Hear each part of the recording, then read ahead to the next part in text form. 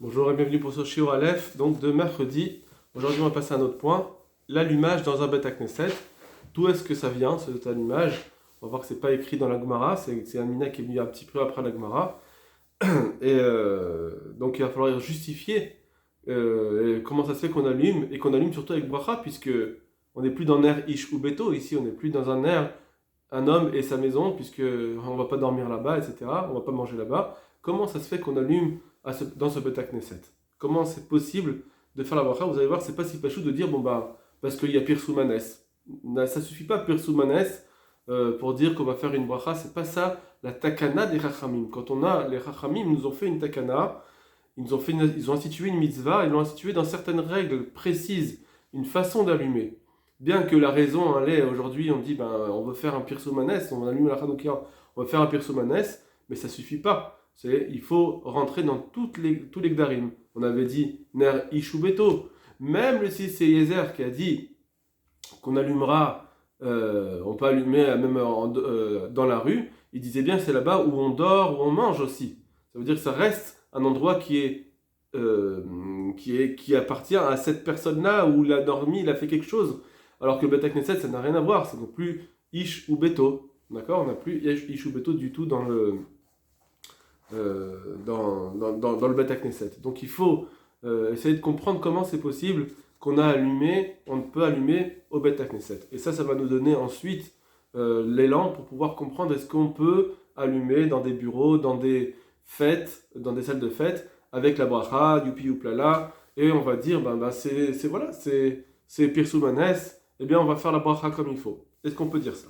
Alors on y va. On va déjà voir les raisons qui ont été dites pour cet allumage. Premièrement, le tour. Regardez ce que dit le tour. Le Beth Knesset, Manicha ledarom, zecher la menorah, shaita bedarom, adkan. Au Beth Knesset, on l'allume au côté sud, donc sur le mur sud, zecher la menorah, pour se souvenir du candélabre, la menorah, shaita bedarom, qui était allumée aussi au sud, dans le Beth Knesset. Elle était dans le Oulam, dans une salle, où il y avait plusieurs autres choses, le shulchan, etc., le misbéar du Dectoret. Alors on allumait, la menorah était allumée au sud. Très bien. Mais ici, est-ce que le tour nous dit pourquoi on allume Beth Knesset? C'est parce que c'est pour se souvenir de la menorah du Beth Amikdash. Non. Il nous dit ici pourquoi j'allume au sud du Beth Knesset? Parce que c'est pour se souvenir que quand elle était au Beth Amikdash, elle était au sud. Ça veut dire que on ne nous donne pas ici la raison de l'allumage, on nous donne la raison de l'emplacement. Pourquoi j'allume Beth Knesset? On va voir d'autres raisons. C'est ce que le Beth Yosef va ramener. Le Beth Yosef va ramener d'autres raisons pourquoi on allume Beth Knesset. C'est pas parce que Zechar l'Amikdash pour se souvenir du Beth Amikdash. C'est pas ce qui est écrit ici. Là, ici, on va dire comme ça. Je vais avoir une raison X pourquoi j'allume Beth Knesset. Et maintenant que j'allume au Beth Knesset, alors où j'allume au Beth Knesset? Où est-ce que je le mets? Devant le Echal, devant au milieu du Beth Knesset, etc. Où est-ce que je le mets? Alors, sur cela, on va dire, puisque de toute façon tu l'allumes au Beth Knesset maintenant, eh bien, où est-ce qu'on va choisir? On va choisir comme quand on l'allumait au Beth Amikdash, alors on va le mettre au sud. Et c'est juste, le Zecher l'Amikdash, se souvenir du Beth Amikdash ici, c'est juste par rapport à l'emplacement. Ça ne vient pas justifier l'allumage du Ner Hanouka.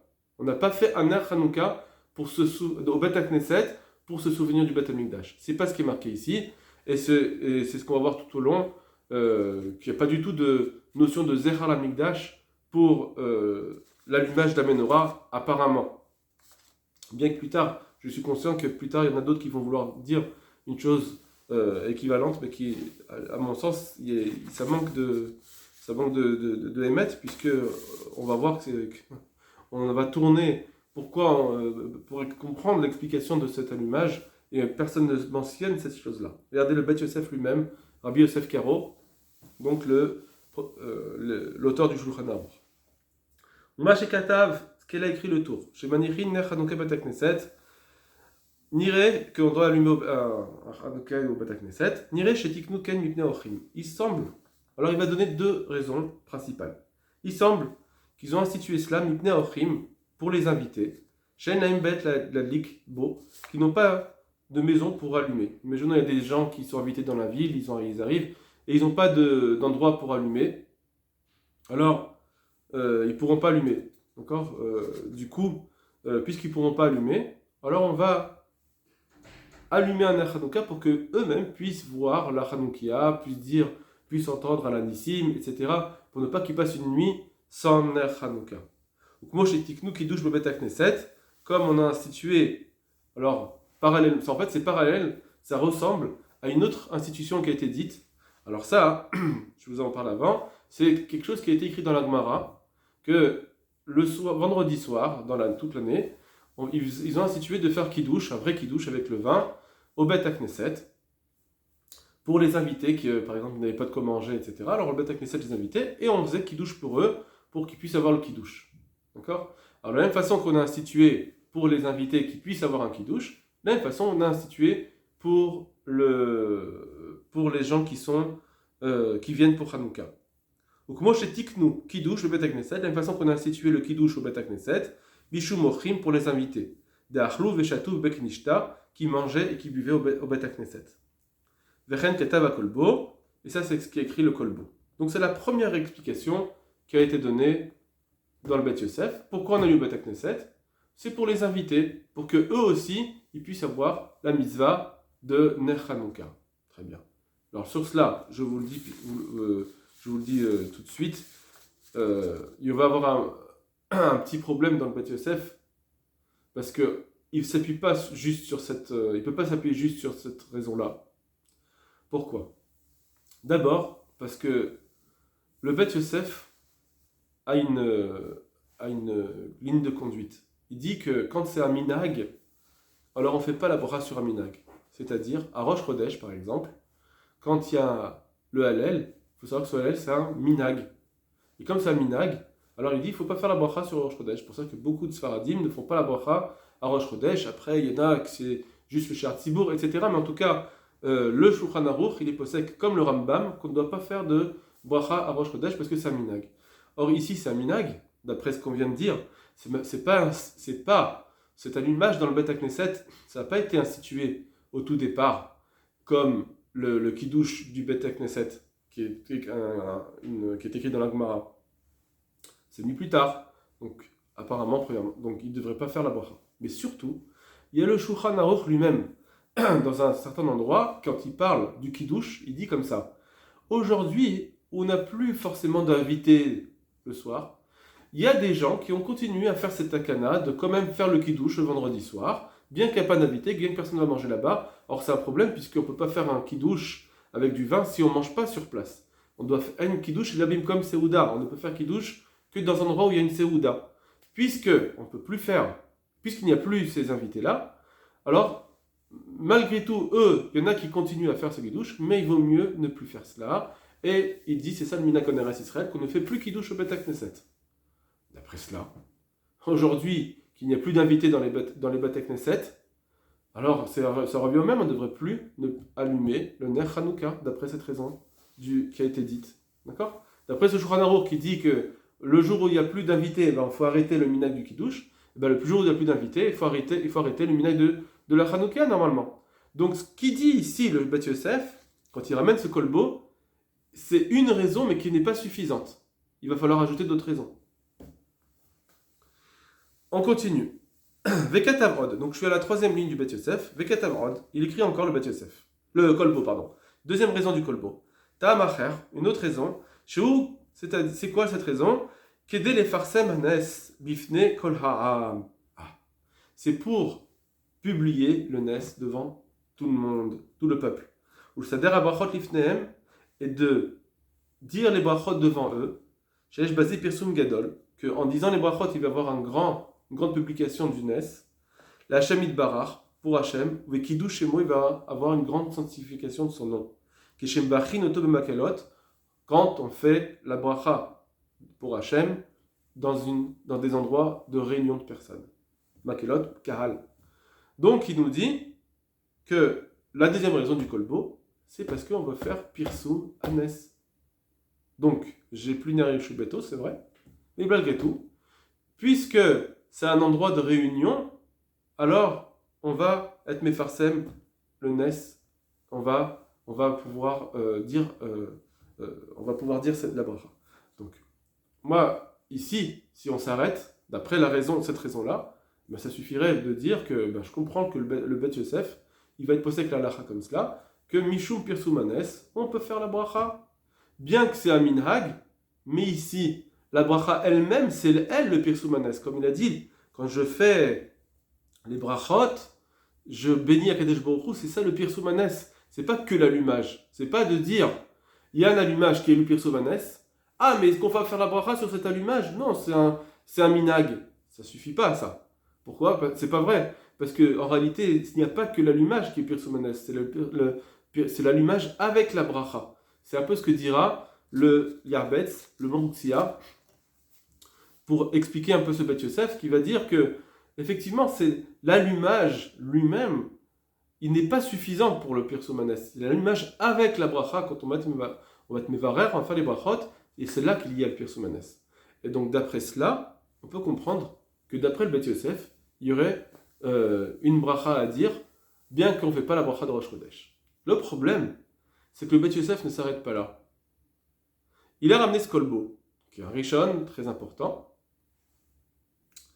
Mais ce kolbo, d'abord, le problème c'est que lui-même, est-ce que, quand il a dit cela, est-ce qu'on peut s'appuyer sur ce kolbo? Parce que peut-être que lui, le kolbo, il dit qu'à Rosh Chodesh, on fait la bracha. Et donc, si c'est cela, peut-être qu'effectivement, lui, il dira, on peut très bien situer un minhag comme celui-ci et dire des brachot, mais c'est peut-être pas forcé que le Rambam, il va être d'accord. Surtout qu'il faut savoir que le Rambam n'a jamais ramené ce minhag de faire la bracha des Nerot au Bet HaKnesset. Donc peut-être que ça suffira pas. D'accord? Donc c'est à prendre avec des pincettes ce kolbo. On ne peut pas arriver à prendre ce kolbo, dire le Bet Yosef a ramené le kolbo, et on va dire ben, maintenant, dès qu'il y a un endroit où on se réunit, allez, on y va gaiement, et on va allumer la Chanoukia avec bracha pour faire Pirsumanes. Non. Et en plus, c'est écrit qu'on peut le faire au Bet HaKnesset. C'est le kolbo, il n'a pas dit dans un autre endroit. Bon. On continue. Donc le Bet Yosef a ramené le rivash maintenant. Vezé la chaîne rivash. Et voici ce que dit le rivash, Betchouva. Aminag azé la digue Bet HaKnesset. Ce minag-là qui est d'allumer au Bet HaKnesset. Minag vatikinhu, c'est un minag ancien. Donc c'est pas au temps de la Gemara, mais ancien. Donc peut-être des Géonim déjà, des Savoraïm. Bishum Pirsum Menissa, qui est pour publier le NES. Parce que on ne peut pas aujourd'hui accomplir la mitzvah comme il faut, comme au départ, comme on a été institué. C'est-à-dire la likodechal betor beto, ibarkus, d'allumer chacun à la porte, au côté extérieur dans la rue. Parce qu'on est en galoute, on est dans des endroits parmi les nations. Puisque la main des nations est plus dominante, et donc on est chez eux, et on n'a pas la possibilité de faire comme on veut pour l'allumage. On ne peut pas forcément allumer à nos portes qui donnent sur la rue. Et donc comme le Pirsumanes il se fait moins bien, c'est pourquoi on a institué de faire au Bet HaKnesset pour qu'il y ait vraiment un Pirsumanes. Parce que l'allumage au départ, l'institution de l'allumage, il n'est pas simplement d'allumer chacun dans son salon, et de dire, ben voilà, on est notre famille, on a allumé, on a fait Pirsumanes comme ça. Non, il y a une notion de publier le NES. Dans l'allumage, il doit avoir touché d'autres personnes que son propre foyer. Nermeshu Beto, mais qui donne sur d'autres personnes. Et du coup, ben, quand on ne peut pas le faire, alors on a institué aussi, plus tard, on a pris le minhag d'allumer au Bet HaKnesset pour qu'il y ait un allumage qui touche plusieurs personnes en même temps. Comme s'il fallait que plusieurs types de personnes voient cet allumage. On va réaliser. Alors maintenant, ça c'est une chose. Donc ça revient c'est un peu différent. C'est que le rivash, il va nous dire que c'est pas juste parce qu'on veut publier le NES, voilà, pour faire Kiddush Hashem. C'est pas juste cela. Le rivash, il nous dit parce que normalement, c'est pour pouvoir relever un peu la takana du départ. La takana du départ, elle s'est un peu perdue. Alors on va allumer au Bet HaKnesset. D'après le rivash, c'est pas ici une notion de dire, ben, de là on peut allumer dans n'importe quel endroit dès qu'il y a du monde. Non, je ne vois pas cela dans le rivash, parce que le rivash il nous dit quelque chose de très précis, c'est que je ne pouvais pas l'allumer avant, je ne peux plus l'allumer comme avant, alors on va trouver une petite parade et de dire je l'allume où il y a plusieurs personnes. Maintenant, est-ce qu'il va accepter d'allumer dans d'autres endroits publics? Ça, je ne sais pas, dans le rivash. Alors maintenant, ça c'est l'allumage. Mais il ne nous dit pas, comme de Kolbo, que puisque j'ai un allumage, mais l'allumage en soi ça sert à rien, il faut le faire la bracha, pour que l'allumage plus la bracha c'est le pire soumanes. Il ne nous dit pas ça. Il nous dit, l'allumage en soi, ça y est, si j'ai allumé au Beta Knesset, je suis sauvé. Maintenant, est-ce qu'il faut faire la bracha ou pas? Peut-être. La bracha, elle est juste un plus, d'après le rivage. C'est pas intrinsèque au pire soumanes. Le pire soumanes, si c'est fait. J'ai fait comme la Takana Ramim en allumant au Beta Knesset. Maintenant, est-ce que je dois faire la bracha? Alors, il va poser la question, il va dire oui, il faut faire la bracha, parce que c'est comme Rosh Chodesh, on peut faire la bracha sur un minag. Mais c'est pas intrinsèque à cette volonté de Pirsou Manes, comme le Kolbo l'a dit. Alors, on va rinalzer, et on peut même faire la bracha sur cet allumage au Beta Knesset, qui est Moshe Mvachim al Halel de Rosh Chodesh, de la même façon qu'on fait la bracha du Halel à Rosh Chodesh. Alors, parce que comme je l'ai dit, donc le Halel de Rosh Chodesh, normalement c'est que un minag. Alors le Rivash, lui, il pense qu'on fait la bracha, pas comme le Bet Yosef. On fait la bracha sur le Halel de Rosh Chodesh, Afalpi Sheno la minag. Bien que c'est qu'un minag. D'accord? Alors, je vous dis le Rivash, parce qu'on va pas prendre le temps de tout lire. Le Rivash lui-même, il dit comme ça. Si vous voulez, vous irez le lire, il ira rapporter juste après. Le Rivash, il dit que bien qu'il y a des choses qui sont des minagim, on ne fait pas la bracha. C'est des choses comme par exemple la harava qu'on frappe. C'est un minag qui a été institué, mais c'est un minag qui n'est pas très grand, très, très important. Autant que ce minag d'allumer au Beta Knesset, qui est, on va publier le Nes devant tout le monde. Alors, comme c'est un minag fort, alors on peut faire la bracha sur un minag comme celui-ci, comme on fait la bracha sur un halal de Rosh Chodesh. C'est ce qu'il dit. Et donc, ça va nous poser un problème. Je vous le dis juste après, je finis la ligne. On mikol makom beota adlaka, malgré tout, dans cette adlaka, chez le Bet Knesset, du Bet Knesset, un homme il ne peut pas s'acquitter avec cela, mais ça arrive l'argent de la lik olechan beto, il faudra rallumer à la maison. On ne peut pas s'acquitter si quelqu'un a allumé au Bet Knesset ou qu'il a vu au Bet Knesset, il ne peut pas s'acquitter, il faut rallumer à la maison parce que c'est ner ishu beto, c'est à la maison. Bien que le Tzitz Eliezer, il a dit qu'on peut allumer dehors, mais quand quelqu'un a une maison, c'est sûr qu'il faut allumer là où il dort, où il mange. Même d'après le Tzitz Eliezer, on allume là où on mange et on dort. Si le type il mange et dort dans la rue, dans un certain coin, il allumera dans sa rue. Mais sinon, s'il a une maison, il faut allumer dans sa maison. C'est pour ça que même d'après le Tzitz Eliezer, il faudra dire que même si j'allume au Bet Knesset, c'est pas là que je dors ou je mange, donc il faudra rallumer à la maison. Très bien. Ça, c'est une petite chose. Maintenant, la chose importante, c'est que le Shut Chacham Zvi, qui est donc un acharon, un posek contemporain, il pose la question au Bet Yosef, il dit, tu vas ramener le Rivash. Mais le Rivash lui-même, il a expliqué pourquoi il fait la bracha sur le Ner Hanouka, bien que c'est qu'un minag, parce que, c'est comme le Halel de Rosh Chodesh, comme c'est un minag fort, on peut faire la bracha. Mais toi, Bet Yosef, tu es d'accord qu'on ne fait pas la bracha sur le Halel de Rosh Chodesh? Si c'est cela, comment ça se fait que tu es d'accord qu'on allume la Hanoukia avec bracha? C'est un minag, tu ne devrais pas faire l'allumage, surtout que tu penses comme le Rambam.